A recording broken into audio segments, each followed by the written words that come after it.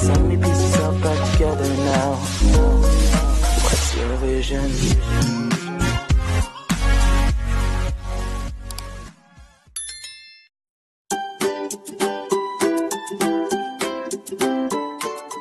Baik, assalamualaikum warahmatullahi wabarakatuh. Jumpa lagi dengan saya Qobla Harumika di YouTube Qobla Harumika. Baik, pada kesempatan kali ini kita akan membahas persiapan ya soal semester ganjil ya bahasa Indonesia kelas 8 di part kedua. Kemarin di part pertama sudah ada 25 soal, sekarang kita lanjut ke part kedua dengan 25 soal sehingga nanti genap 50 soal. Bagaimana soal dan pembahasannya? Kita simak video penjelasan berikut ini. Baik, langsung saja nomor 1 ya. Di sini ada gambar poster ya. Potong 10%. Jangan hanya bicara. Matikan lampu sekarang jika tidak perlu. Isi poster di atas mengajak untuk melakukan. Di sini jelas ada kata lampu. Lampu hubungannya dengan apa? Listrik ya. Di sini yang hubungannya dengan listrik apa? A. Hemat energi listrik. B. Menjaga kebersihan lingkungan. C. Melakukan penerangan jalan. D. Menjaga kesehatan masyarakat. Jadi jelas jawabannya apa? A ya. Hemat energi listrik, karena yang di B, C, D tidak ada hubungannya, apalagi kebersihan lingkungan, penerangan jalan, dan menjaga kesehatan masyarakat tidak ada. Korek, jawabannya adalah A ya, gampang sekali ya. Baik, kita lanjut soal nomor 2. Kalimat yang menunjukkan letak bagian argumen ya, argumen atau pendapat ya, muncul pada nomor. Sebetulnya kalau mengerjakan seperti ini adalah cari angka-angka yang paling banyak muncul ya.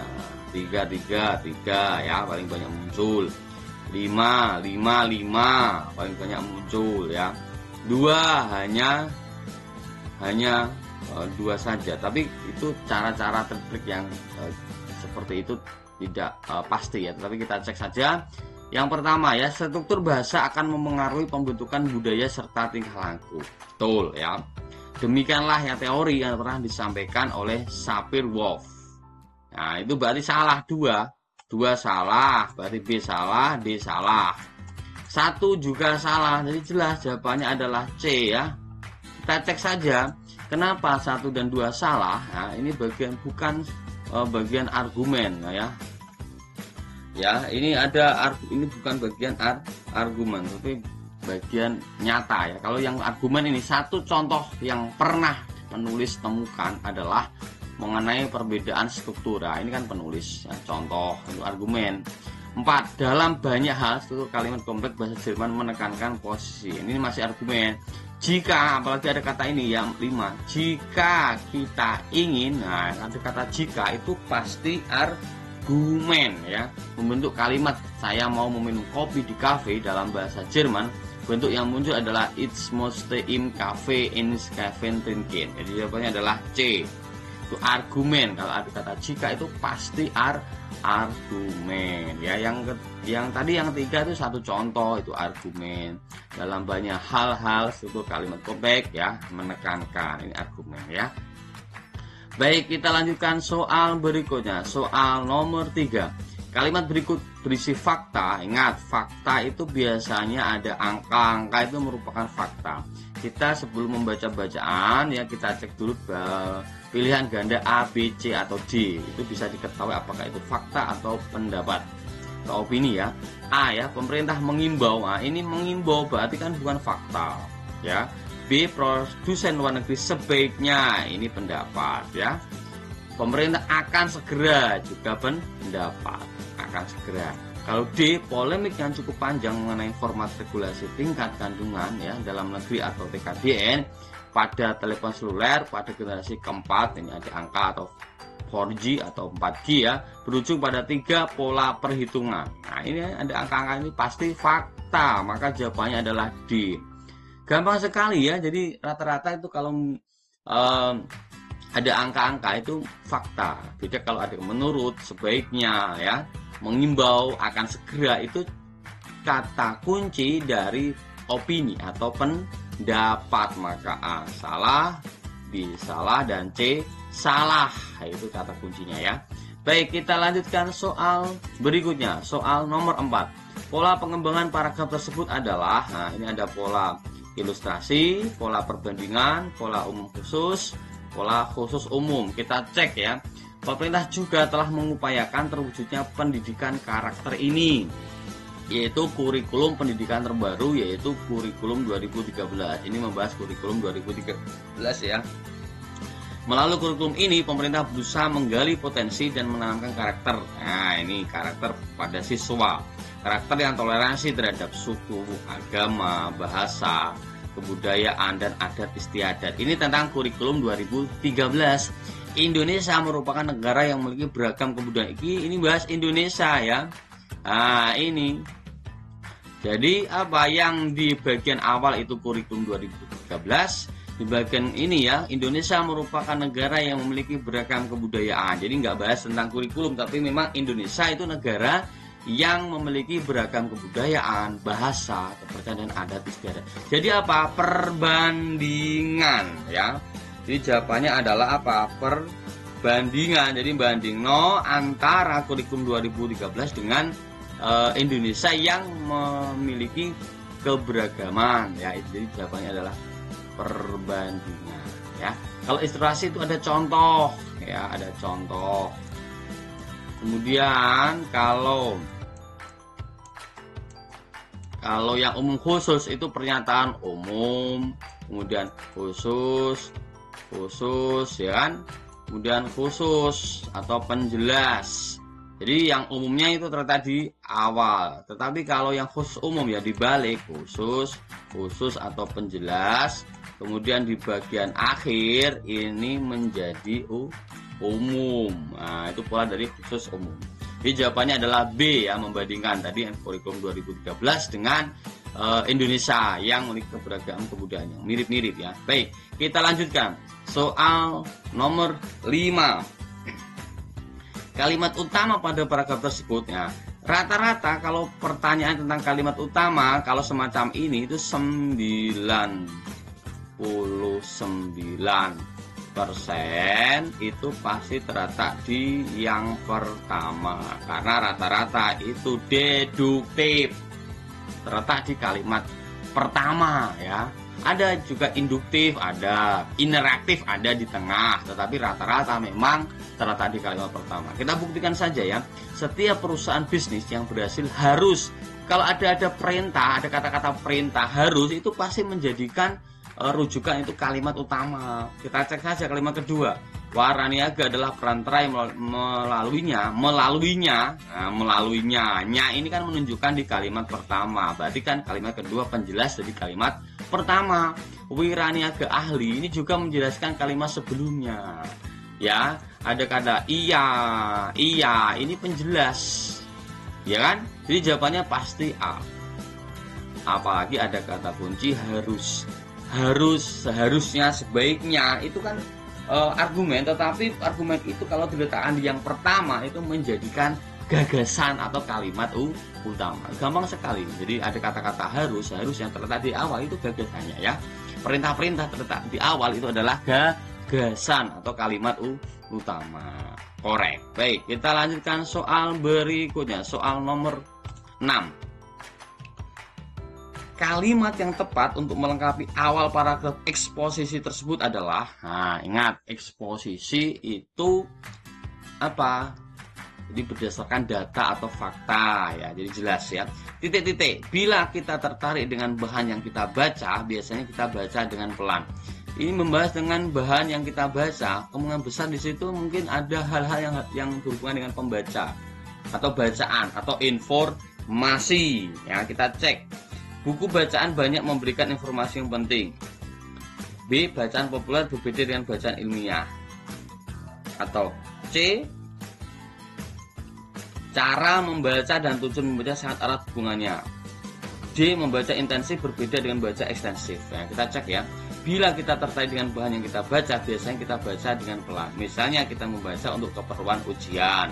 Dengan sengaja kita coba memahami sebanyak mungkin bahan yang kita baca itu. Sebaliknya, bila kita tidak begitu tertarik dengan bacaan itu, kita hanya membacanya dengan cepat dan selayang pandang.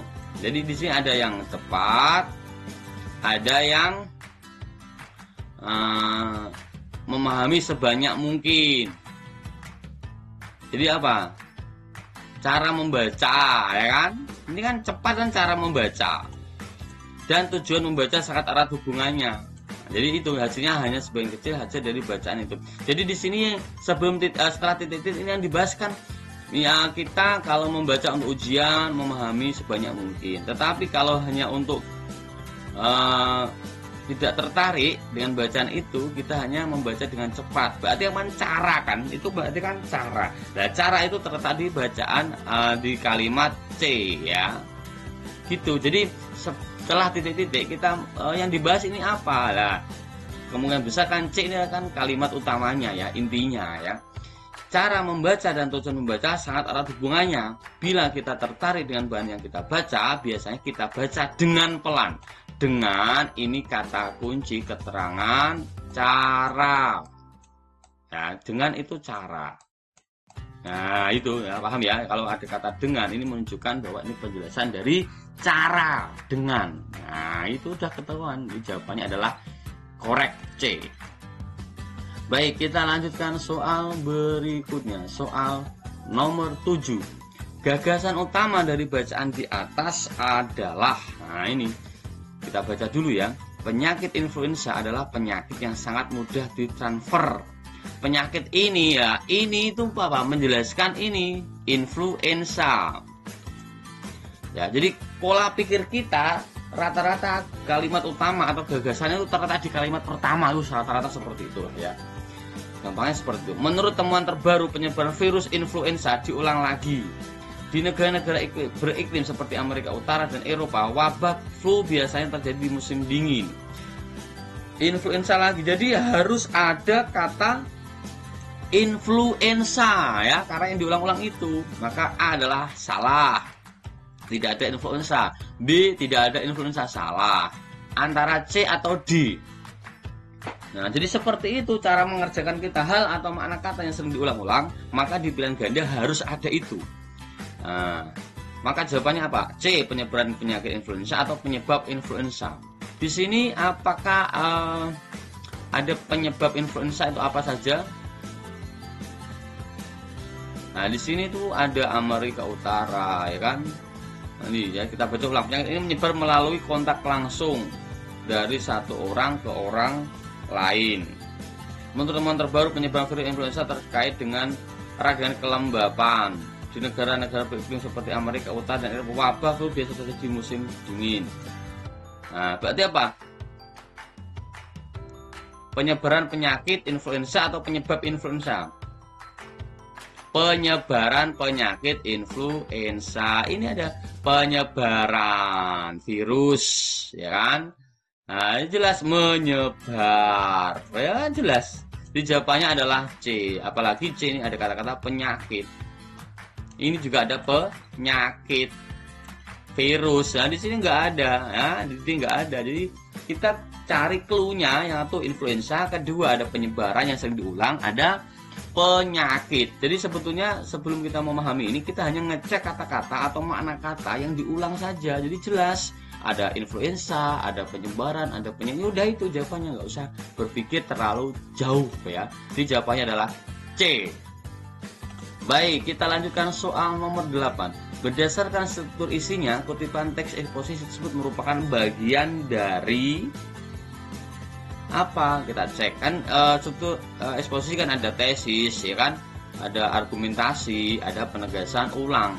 Ini juga kelihatannya nggak pas ya. Ini yang C, kita tapi cek dulu ya. Banyak alasan orang tidak hobi. Alasan itu apa? Bisa mereka menganggap argumen ya. Yang paling parah lagi ada yang mengatakan, menganggap, ada pula yang berpendapat. Jelas jawabannya adalah rangkaian argumentasi. Ada bukti-bukti ini, menganggap, ya kan, kemudian berpendapat, mengatakan, banyak juga yang berpendapat. Ini adalah rangkaian argumen. Nah, rangkaian argumen itu nanti itu ada data atau fakta ya untuk menjelaskan. Kalau tesis itu idenya yang akan dibicarakan tentang apa, ya itu tesis. Tetapi di sini semuanya argumen-argumen, maka namanya adalah rangkaian argumentasi. Jelas ya? Oke. Kita lanjutkan soal berikutnya. soal nomor 9. Baik, soal nomor 9. Berdasarkan letak kalimat utamanya, paragraf di atas menggunakan pola pengembangan ya. Kalau deduksi ini kebalikan dari khusus umum ya.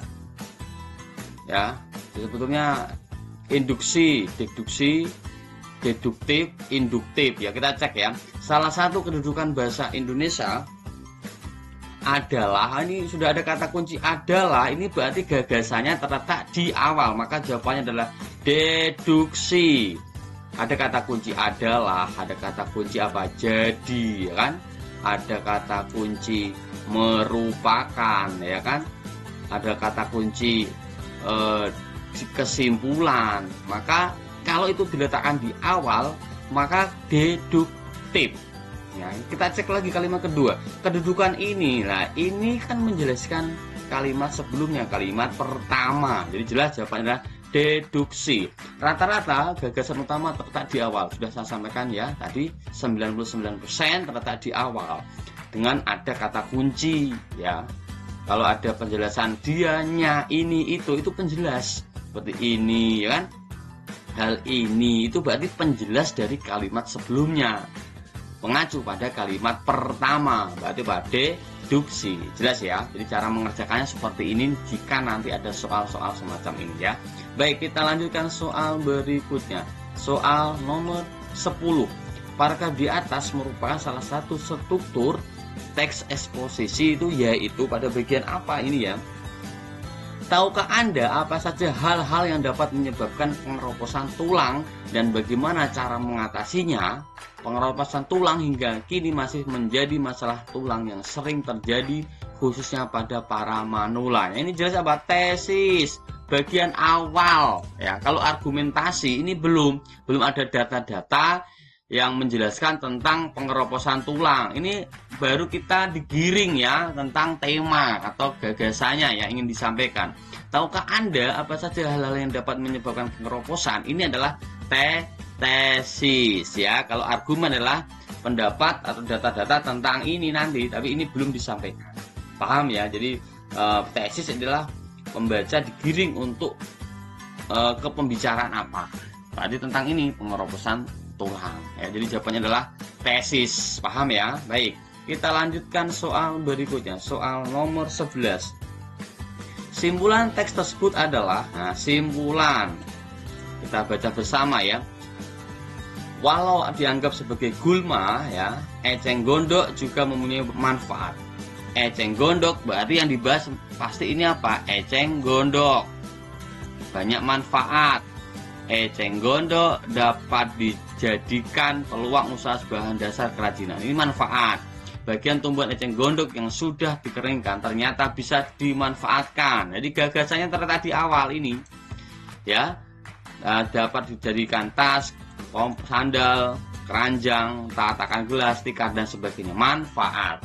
Akhir-akhir ini eceng gondok juga banyak dimanfaatkan untuk mendukung industri mebel, yakni sebagai pengganti rotan yang harganya semakin melangit. Jadi apa yang dibicarakan ini adalah manfaat eceng gondok.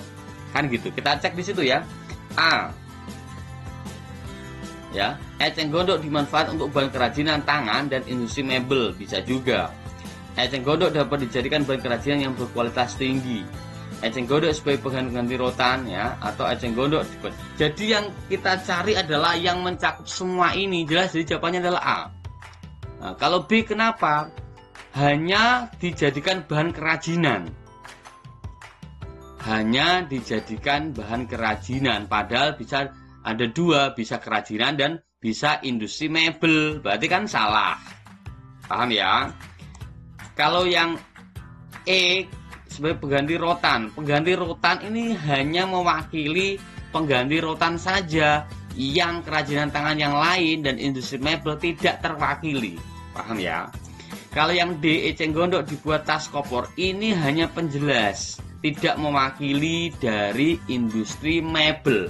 Yang dimaksud dengan simpulan, bacaan di sini harus terwakili dari pilihan A, B, C atau D, terwakili semua. Yang A, eceng gondok dimanfaatkan untuk bahan kerajinan tangan, ada terwakili ya.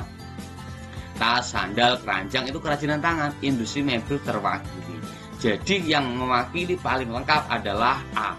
Jadi nanti kalau mengerjakan soal semacam ini, cari yang mewakili semua, tidak hanya salah satu yang terwakili dalam bacaan. Bisa dimengerti? Oke ya, kita lanjut soal berikutnya. Soal nomor 12. Kalimat yang tepat untuk melengkapi awal paragraf eksposisi tersebut adalah, ini tadi sudah ya. Apa jawabannya? Cara, ya kan? Di sini kita ulang lagi, ada kata dengan, ya kan? Nah, misalnya kita membaca untuk keperluan ujian dengan sengaja, ya kan? Jadi kata dengan ini apa tadi penjelasan saya adalah cara. Nah, ya kan? Ada yang membaca dengan memahami sebanyak mungkin, ada yang dengan cepat karena tidak begitu tertarik. Maka jawabannya adalah C ya. Cara membaca dan tujuan membaca serta erat hubungannya. Ya, caranya berbeda-beda. Kalau tertarik ya memahami sebanyak mungkin, kalau tidak tertarik hanya dengan cepat dan selayang pandang. Jadi untuk mengerjakan titik-titik ini sebelumnya ya, saya ulangi, kalimat setelahnya adalah membahas apa? Nah, kesimpulan. Jadi pola pikir kita semacam itu. Jadi kalimat pertama itu rata-rata sebagai kalimat utama atau gagasan utama. Rata-rata ya, tidak mutlak seperti itu. Baik, kita lanjutkan soal berikutnya. Soal nomor 13. Kalimat yang menunjukkan letak bagian argumen muncul pada nomor, ya kan? Tadi ya, sudah kita bahas tadi ya. Di jawabannya adalah C ya. Nah, ini satu contoh, ya kan? Kemudian dalam hal banyak hal, jika ya, tadi saya ulangi lagi, jika. Jadi jika itu argumen. Baik, jawabannya adalah C. Kita lanjutkan soal berikutnya, soal nomor 14. Suasana puisi di atas adalah bintang. Ya. Malam dengan sayapnya hitam, ada kata hitam loh ya, melindungi diriku dari marah bintang. Yang aku berani hanya berbisik di bayang malam membuka rahasia bintang. Makin larut malam aku makin takut akan buta mataku di silotu. Ada takut, ada hitam. Apakah gembira? Salah. Apakah sedih? Salah. Apakah mencekam? Mungkin. Apakah menakutkan? Mungkin. Jadi yang paling tepat adalah menakutkan. Beda antara menakutkan dengan menekam itu beda ya. Kalau mencekam itu lebih dari menakutkan. Mungkin di situ ditambahi lagi dengan peristiwa pembunuhan ya. Pokoknya yang di atasnya menakutkan. Jadi tingkatannya itu menakutkan, ada tindakan yang terjadi yang dialami oleh tokoh ya. Jadi kalau mencekam itu di atas menakutkan, jadi takut kemudian baru mencekam. Jadi gambarannya seperti menakutkan seperti ini, lihat ya. Kalau mencekam ada kejadian yang luar biasa menakutkan. Jadi jawabannya adalah menakutkan. Paham ya? Jadi beda tingkatan antara menakutkan dengan mencekam. Jadi mencekam itu misalkan ada kejadian pembunuhan, ya kan, kemudian di situ suasana juga gelap gulita, nah itu mencekam. Nah, menakutkan itu di bawahnya mencekam, biasa ya, takut yang biasa itu menakutkan. Oke ya, gitu. Baik, kita lanjutkan soal nomor 15. Maksud puisi tersebut adalah, nah, kita parafrasekan ya, kita artikan puisi ini ya. Ketika oleh Asep Azam Zamnur, ketika gempa yang begitu sopan menggoyang kampung. Nah, gempa ya, kami ku dengar semua nyanyian, ya, kampung kami ya, ku dengar semua nyanyian, semua tarian yang tengah digelar di halaman kelurahan menjadi senyap. Senyap gara-gara apa? Gempa ya. Semua serangga, semua satwa, semua rerumputan, semua tumbuhan dan pepohonan, bahkan semua kata yang terucap, kalimat yang meluap amarah, yang membumbung seperti asap mendadak bisu, semua mengendap. Jadi ini ada gambarannya, ada apa? Ada gempa yang semula itu ada orang nyanyi, nari, tiba-tiba gara-gara ada gempa semuanya diam, senyap. ya, dan gara-gara gempa ya, takut mengendap ya. Kita cek mengendap ini berarti meminta melarikan diri dalam arti mencari perlindungan ya. Kita cek apakah jawabannya bencana yang melanda di sebuah kampung yang sedang mengadakan pesta. Mungkin ketika bencana melanda tak ada yang bersuara dan berusaha, nah ini menyelamatkan diri, ini kan ini mengendap ya. Kemungkinan juga B ya, amarah sumpah serapah yang bisa menjadi tiba-tiba diam saat terjadi bencana. Amarah sumpah serapah, enggak, ini enggak jelas ya. Meskipun ada amarah tadi ya, semua rumputan, semua tumbuhan dan pohon ikut diam, enggak, ini malah enggak jelas. Jadi kalau disuruh untuk masuk puisi, artikan sejelas mungkin, jangan artikan apa adanya. Seperti D ini kan nggak masuk akal ya. Antara A dan B ya, bencana yang melanda di sebuah kampung yang sedang mengadakan pesta. Ya benar, tapi tidak mencakup atau mengartikan semua yang ada di sini. Tetapi kalau yang B, ketika bencana melanda, nah ya, tak ada yang bersuara. Jelas tadi apa? Senyap ya, dan berusaha menyelamatkan diri, semua mengendap. Jadi jawabannya adalah B ya. Kalau A itu hanya mewakili bencana satu sama pesta, hanya dua. Tetapi kalau yang B, bencana itu satu, bersuara kedua, dan menyelamatkan diri tiga. Jadi yang di Bandung atau B ini mencakup semua yang ada di bacaan ya. Kalau A tidak mencakup semuanya, jadi paling tepat adalah B ya. Itu cara mengartikannya ya. Baik, kita lanjutkan soal berikutnya, soal nomor 16. Tema yang tepat untuk puisi di atas adalah, kita baca ya, kita artikan atau parafrasekan sehingga bisa mengetahui temanya apa ya. Di suatu perkampungan desa, di musim petik indah warnanya menghias rumah halaman rakyat, ramai-ramai perempuan desa dengan keranjang di atas kepala. Kamu deskripsikan ya, kalian deskripsikan. Burung-burung yang berkicauan menemani mereka memetik bunga. Senyum beberapa wanita yang menjepit bunga di rambutnya. Sini ada perkampungan musim petik, dia memetik bunga. Apa jawabannya? Petik bunga ya. Musim panen apa nggak jelas. Gadis desa nggak jelas. Ya memang ada gadis desa, tapi di sini yang sering jual adalah musim petik. Ramai-ramai perempuan desa berbondong-bondong ke musim petik bunga. Untuk apa? Memetik bunga. Nah, kalau musim bunga ini ya, tetapi apa yang difokuskan? Petik bunga. Diulang, ada memetik bunga. Yang menjepit bunga di rambutnya kan dipetik dulu. Musim petik, maka jawabannya adalah C. Jadi cara mengerjakan semacam itu ya. Kata atau makna kata yang sering diulang itu apa? Musim panen apa? Tidak jelas.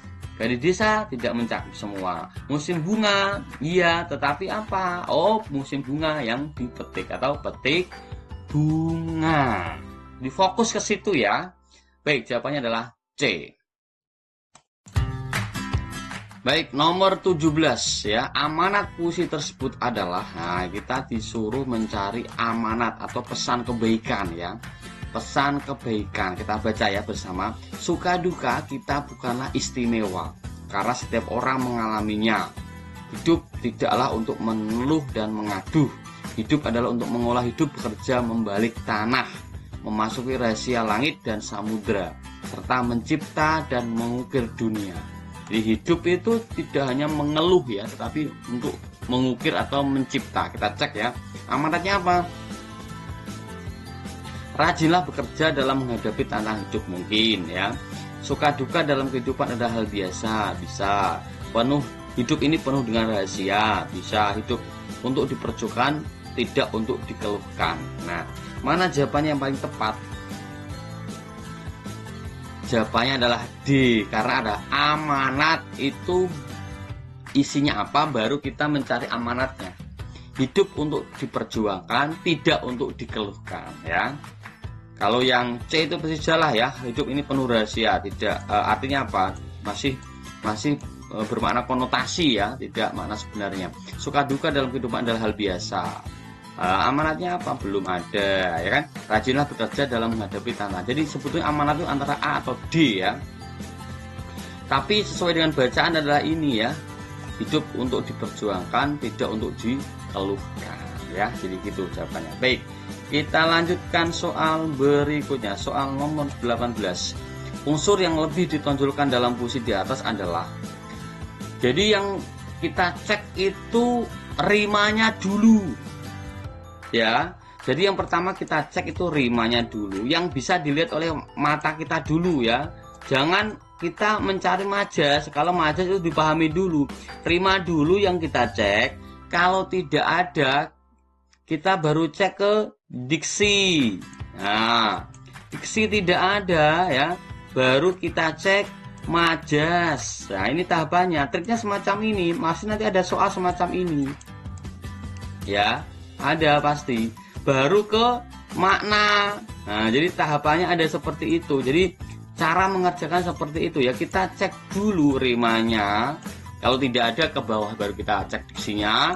Kalau tidak ada, kita cek baru majasnya. Baru tidak ada, kita mencari makna. Itu tahapannya dalam unsur yang lebih ditonjolkan. Kita cek ya. Kita cek rimanya adakah. Oh, di sini ada K, ada K, ada K. Naik, panik, usik, naik, carik, asik, naik.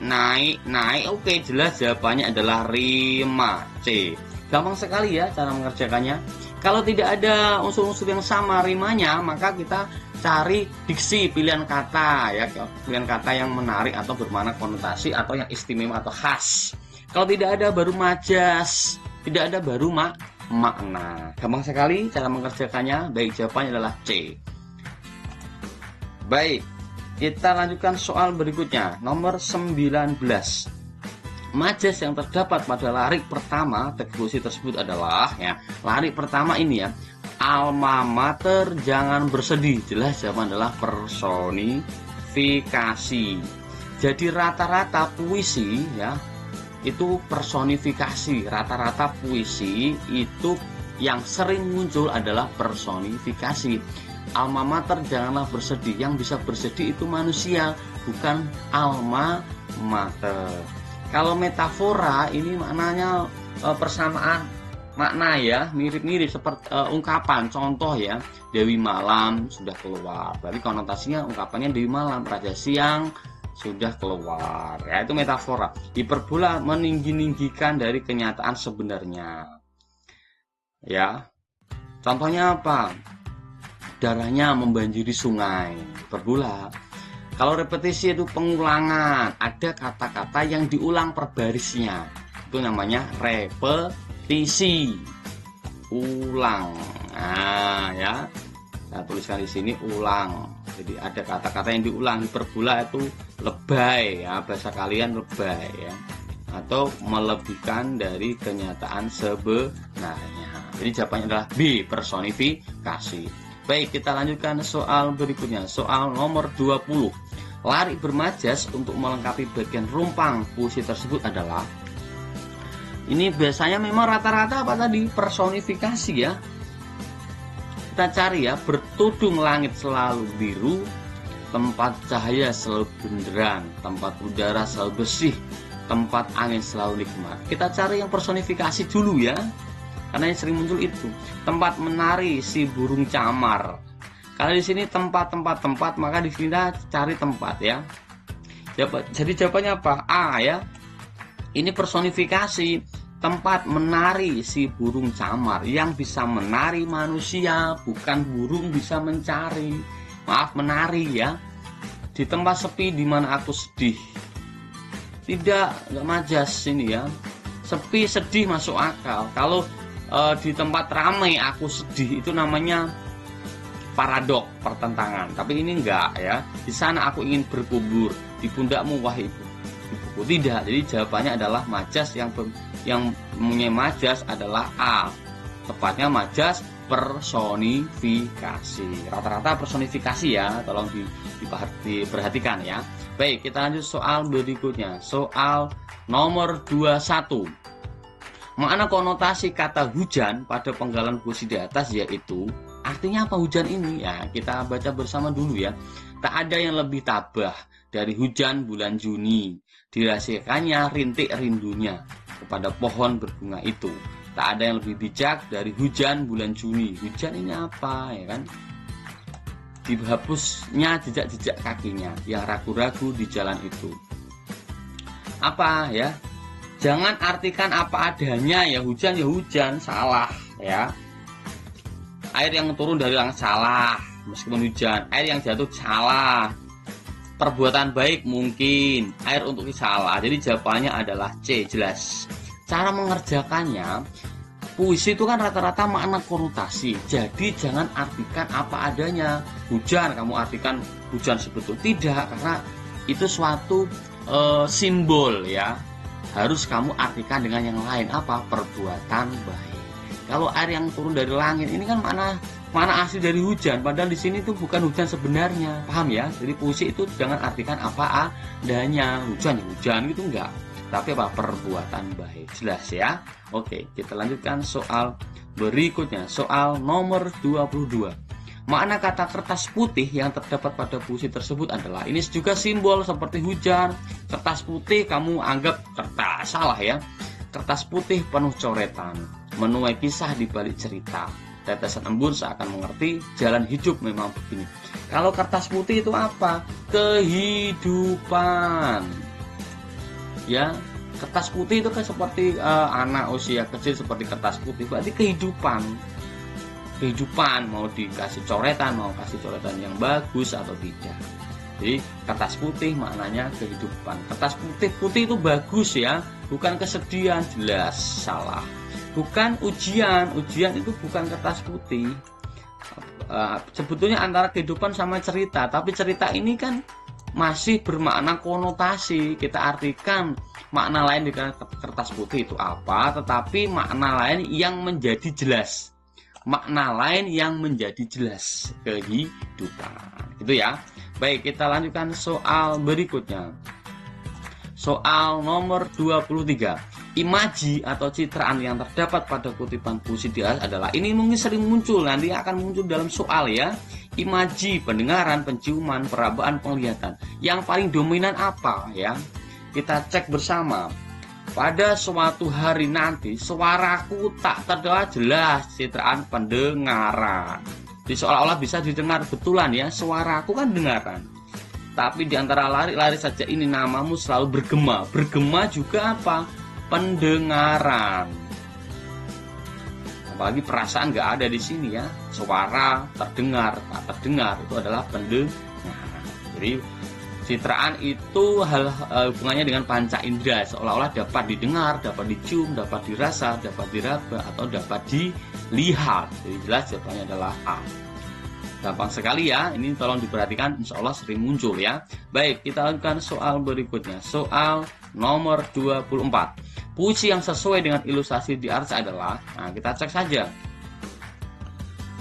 Ku berdiri terpaku di tepi pantai. Nah, ya kan, melihat keindahan alam di sekitarnya. Di mana? Di pantai. Burung-burung berkicau merdu. Matahari pagi mulai bersinar dari arah timur.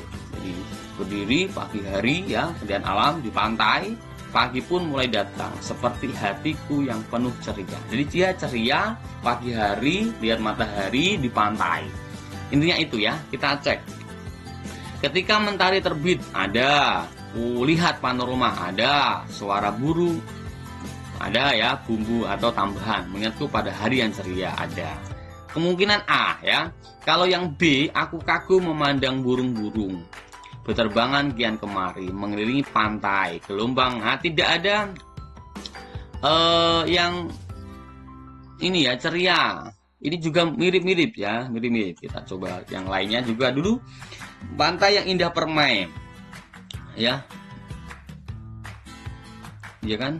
Ombakmu memecah semilir angin. Tidak ada keceriaan di sini, salah. Pagi yang cerah, sinarmu begitu indah, seindah senyum matahari. Menyinari bumi sepanjang hari. Di sini tidak ada pantai, salah. Ya. Tidak ada pantai, tetapi juga kita bandingkan dengan A ya. Ketika mentari terbit. Nah, enggak ada ini. Mentari yang terbit tidak ada di sini. Jadi yang paling lengkap apa? A ya. Meskipun tidak ada pantai, tetapi ini mengisyaratkan hal-hal yang menarik ya. Mentariku yang datang, mentariku yang bersinar, mengingatkan kepada hari yang ceria. Suara burung berkicau, ada burung berkicau. Ada kan di sini? Tidak ada yang di D. Apakah C ada? Tidak ada. Lah sekarang yang B. Tidak ada ya. Tidak ada berkicau. Padahal di situ ada kicau burung. Jadi jelas yang paling lengkap sesuai dengan kalimat atau ilustrasi di atas adalah A. Cari yang paling lengkap dan paling mewakili semuanya ya. Itu jawabannya.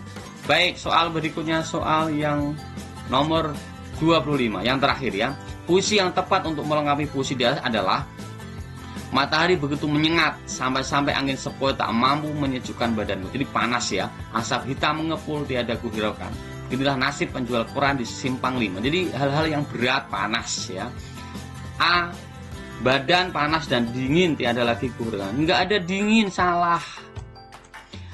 Angin kembali bertiup sepoi-sepoi, aku hanya duduk di bawah pohon. Enggak ada. Apalagi menikmati, ini enggak ada. Aku bersyukur sekalipun panas ya, tak mampu mematahkan semangatku, ku ketuk kaca-kaca mobil. Ada urutannya ini ya. 5.000 ku sibuk menawarkan dagangan asonganku sekalipun aku terasa lelah. Di sini ada 3, maka 3 ya. 5.000. Nah, sebetulnya yang paling tepat adalah C ya. Alurnya sesuai ya. Aku bersyukur sekalipun panas terik, tak mampu mematahkan semangatku. Tadi kan terik ya, panas ya. Ku ketuk kaca-kaca mobil sambil kutawarkan daganganku. Jadi yang paling tepat adalah C. Ya, itu yang dapat saya sampaikan. Semoga penjelasan saya dari nomor 1 sampai 25 menjadikan lebih paham ya. Jika belum paham bisa ditanyakan di kolom komentar. Terima kasih dan assalamualaikum warahmatullahi wabarakatuh.